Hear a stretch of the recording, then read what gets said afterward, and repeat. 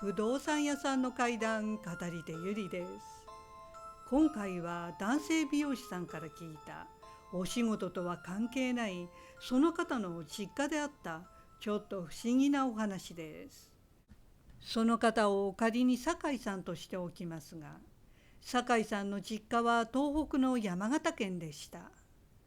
今から数年前の8月、覚えている方もいると思いますが、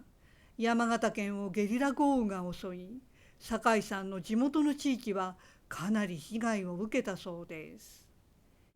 今までにない集中豪雨で、当時すでに酒井さんの実家のエリアには避難警報が出ていました。酒井さん自身は東京で働いていたので、その実家には酒井さんのお母さんだけが住んでいたそうです。その日は朝から大雨でしたが、そんな悪天候の中でもお母さんは町の病院に入院しているお母さんの父親、つまり酒井さんの90歳近いおじいさんのお見舞いに行きました。そんな豪雨の中でも病院に自分の様子を見に来た娘をおじいさんは逆に心配して、こんな天気で危ないから今日は早く家に帰った方がいいからと帰宅を勧めたそうです。年老いた父親があまりに心配するので、酒井さんのお母さんは早めに病院を出ることにしました。大雨の中、お母さんがやっとのことで自宅に到着すると、隣の家族がちょうど避難所に避難していくところでした。避難警報はまだ警戒レベル2で、高齢者などの要配慮者は避難を準備検討する段階の状態でしたが、お隣の家族には高齢のおばあさんがいたので、私たちは少し早めに避難することにしましたと言って家を出て行きました。実は酒井さんの実家のご近所では、酒井さんのお母さんとそのお隣さん家族の2世帯だけがまだ避難をしていない状態でした。でもついにそのお隣さんも避難していったので、お母さんだけがご近所で避難せずに家に残っていることになりました。しばらくお母さんは家でいつもと変わらずに過ごしていたそうです。その間も外からはゴーゴーとうねりを上げて大雨が吹き荒れ、雨粒が屋根や窓を打ちつけていました。避難警報がレベル3になったら、酒井さんのお母さんは避難しようと思ってはいましたが、だんだん心細くなってきたそうです。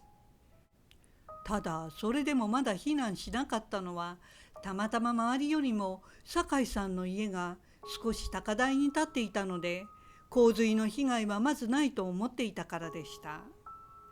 お母さんは風雨で窓ガラスがガタガタ音を立てる中、夕食とお風呂を済ませて、またテレビを見ながら雨の情報に注意を払っていました。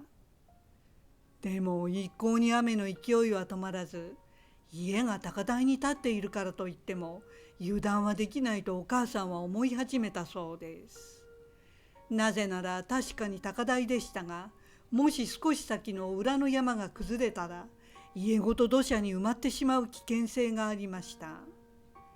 ですからお母さんは避難警報を確認しながらギリギリまで様子を見ていました。そうこうするうちに夜もだいぶ更けていき、気がつけば11時を回っていました。雨は相変わらず轟音を立てています。酒井さんのお母さんは、これは停電になるかもしれない、そう思い停電に備えてランプや懐中電灯の準備を始めたそうです。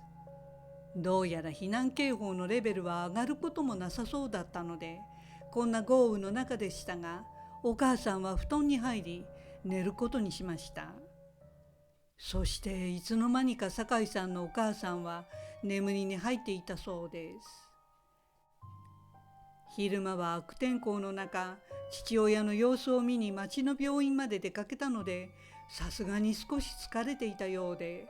ぐっすり深い眠りについていました。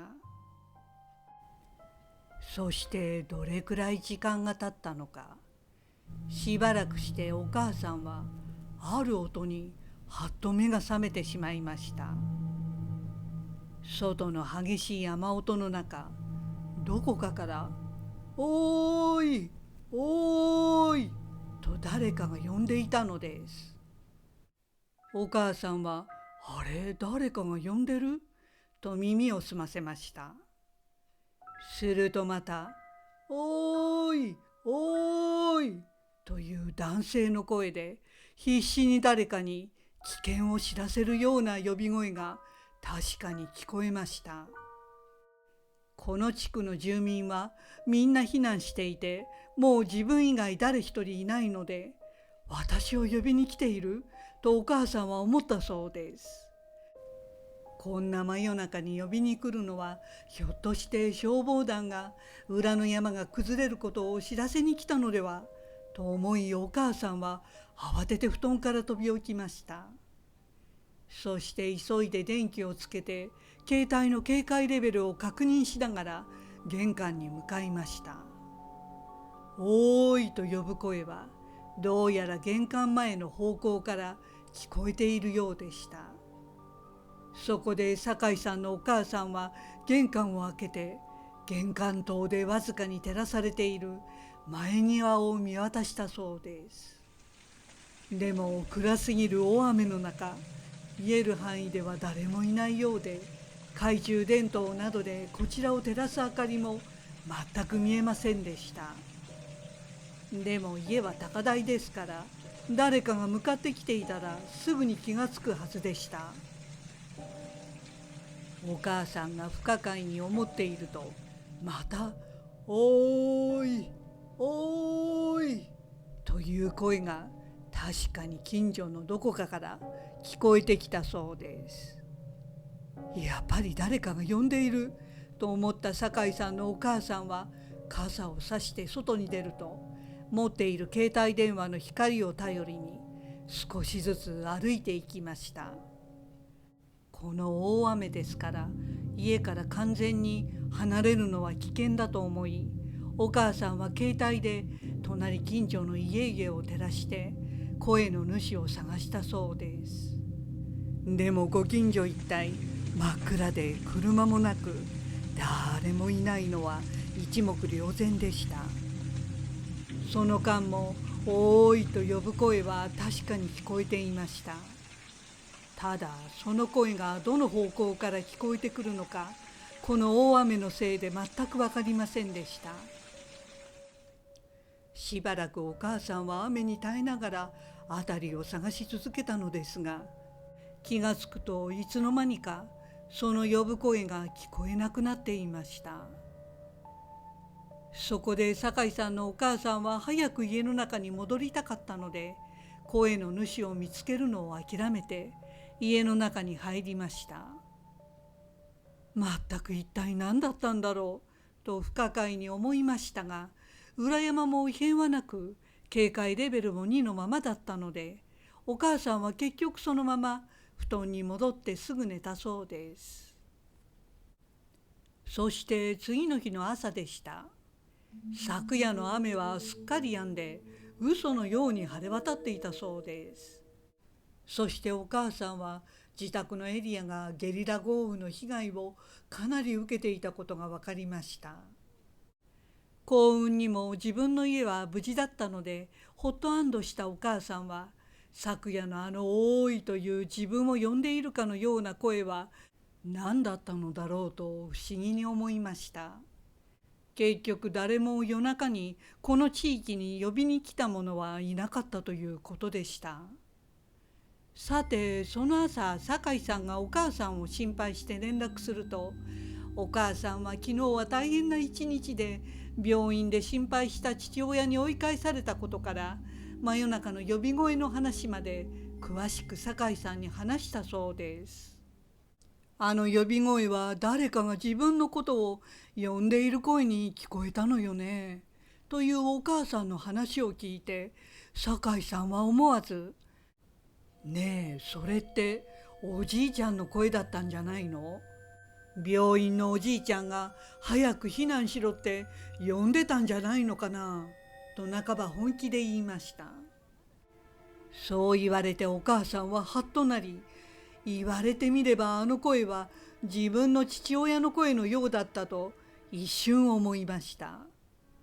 でも酒井さんのおじいさんは町の入院先で無事でまだ生きているので、お母さんは思わず「何言ってんの、おじいちゃんはまだ死んでないんだけど」と縁起でもないという感じで言ったそうです。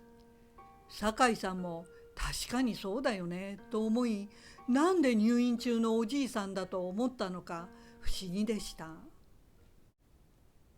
そして電話でそんな会話をしたすぐ後のことでした。酒井さんのおじいさんは病院で息を引き取ったそうです。お母さんが呼び声を聞いた時間帯にはまだおじいさんは生きていましたが、訃報を聞いて酒井さんはやっぱりその呼び声は命の炎が消えかかっているおじいさんの最後に自分の娘を心配する気持ちがテレパシーのようにその娘、つまり酒井さんのお母さんだけに伝わっていたのかもしれないと思ったそうです。確かに地形によってははるか遠く離れたところの音がエコーのように伝わる現象があるそうですが、大雨でも起きるのかは疑問で、またもしそうだとしてもなぜあのタイミングに起きたのかと、こういうお話を伺うたびに不思議に思います。ご視聴ありがとうございました。よろしければチャンネル登録といいねボタンをお願いします。